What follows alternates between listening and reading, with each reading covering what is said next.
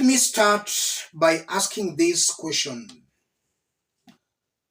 Do you think Rigathi Gachagwa's return lived up to the expectations?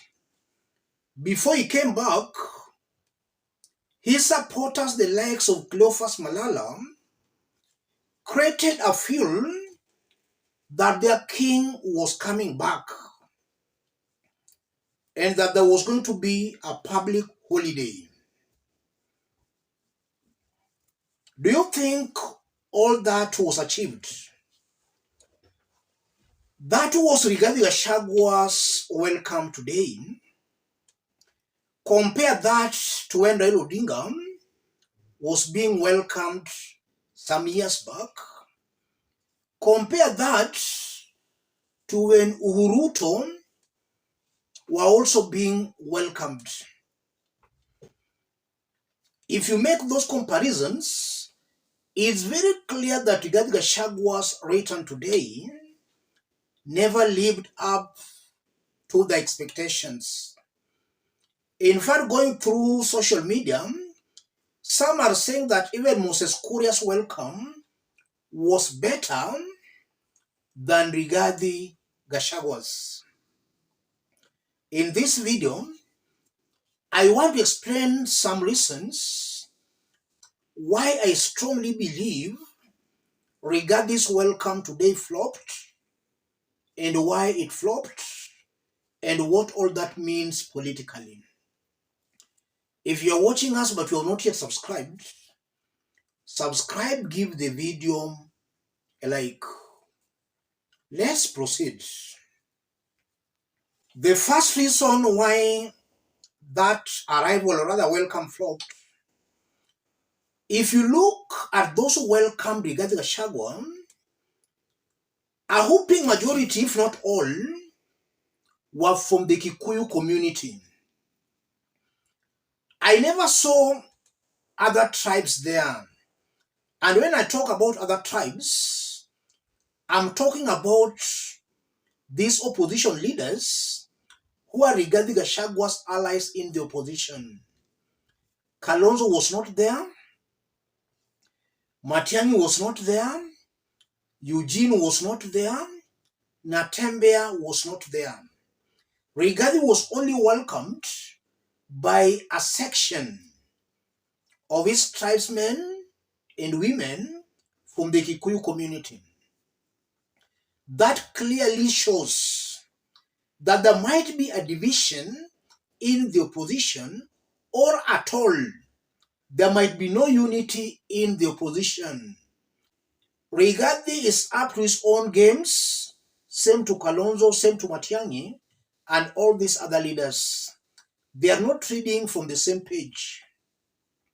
The welcome painted Rigathi Gachagua as a Kikuyu candidate, not as a Kenyan candidate.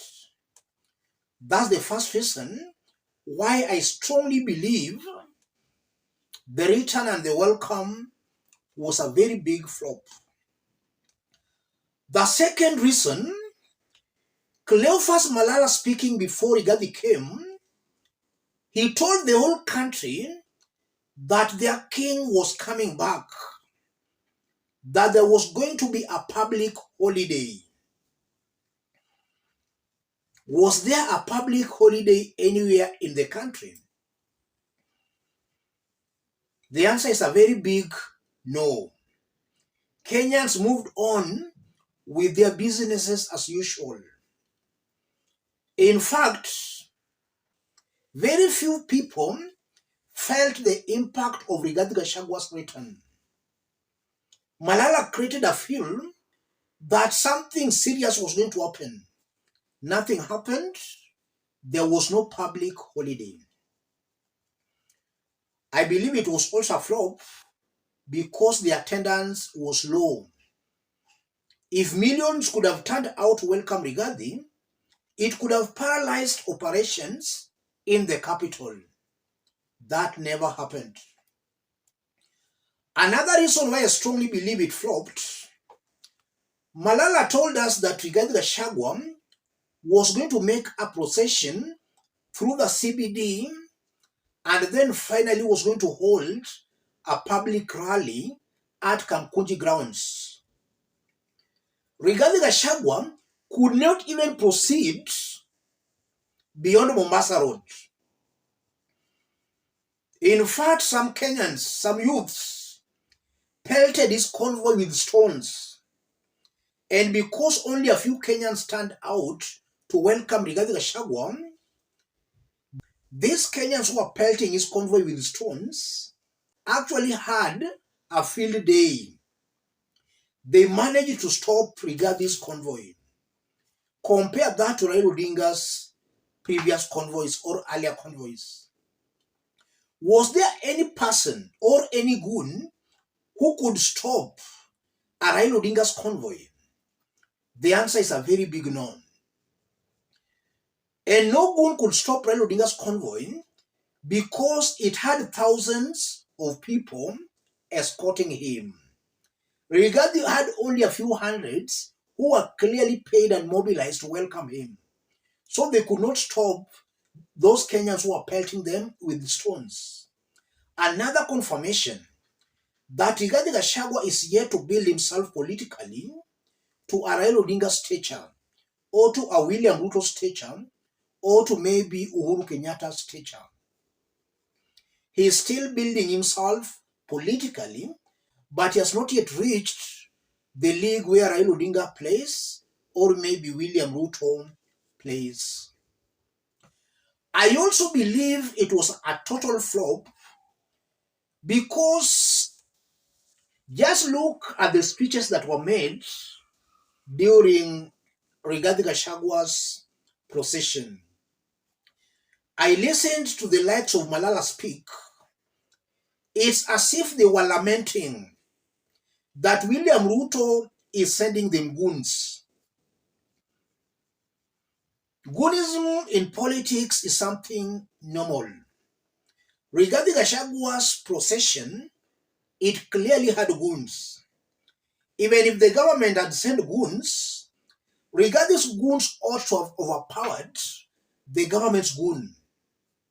And I'm saying that because during Gen Z protests, we were told that government used to send goons to stop Gen Zs. But because Gen Zs were many, they were turning out in millions. The government's goons could not outsmart them. In fact, Gen Zs did overpower the so-called government goons.